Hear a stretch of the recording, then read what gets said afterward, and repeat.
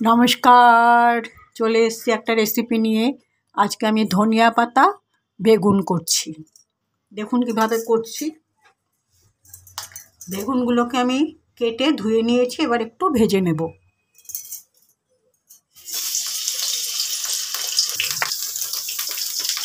দিয়ে দিচ্ছি একটু নুন, এবারে দিয়ে দিচ্ছি একটু হলুদ।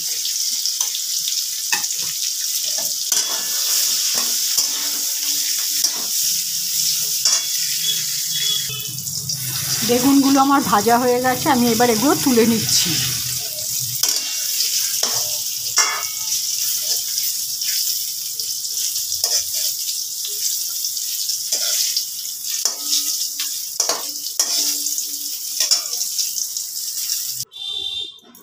বেগুনগুলো তোলা হয়ে গেছে, ভাজা হয়ে গেছে। এবার আমি দিয়ে দিচ্ছি কড়াতে একটু কালো জিরা ফোড়নে।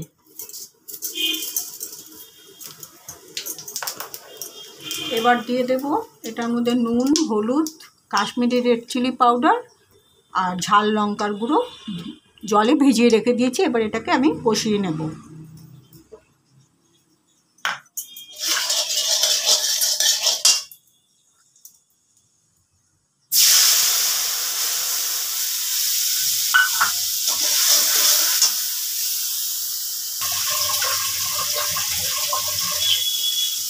মশলাটা আমার কষানো হয়ে গেছে, এবার একটু ঝোল দিয়ে দিচ্ছি। বাটিটা ধুয়ে দিয়ে দিচ্ছি।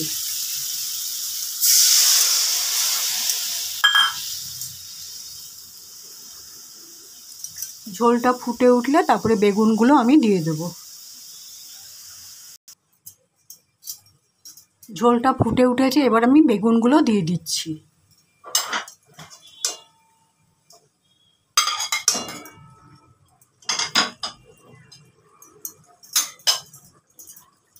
এবার দিয়ে দিচ্ছি এই ধনেপাতা কুচানো।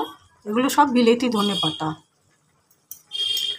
এখনও দেশি পাতাগুলো বাজারে আসেনি, সেই কারণে আমি আমার বাড়ির ছাদে এগুলো আমি করি, সেগুলোই আমি দিচ্ছি। দেশি পাতা চলে আসলে বাজারে, তখন ওগুলো কিনে এনে রান্না করব।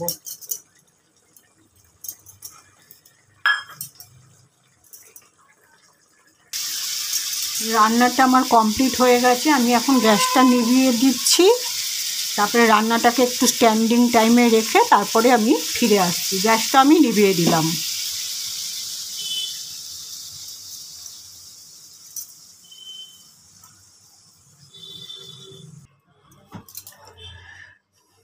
ধনেপাতা দিয়ে বেগুনের ঝালটা যে রান্না করলাম সেটা স্ট্যান্ডিং টাইমে রেখে পাত্রর মধ্যে ঢেলে নিয়েছি। দেখুন ঠিক এরকম হয়েছে। আপনারাও এই শীতের বেগুন খুব ভালো খেতে হয়, খুব মিষ্টি মিষ্টি হয় খেতে। আপনারাও ধনেপাতা দিয়ে বেগুনের ঝাল করবেন, খুব ভালো লাগবে।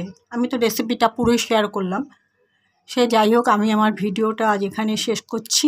দেখা হবে পরবর্তী একটা ব্লগে বা ভিডিওতে। নতুন একটা রেসিপি নিয়ে আসবো। সবাই ভালো থাকবেন। নমস্কার।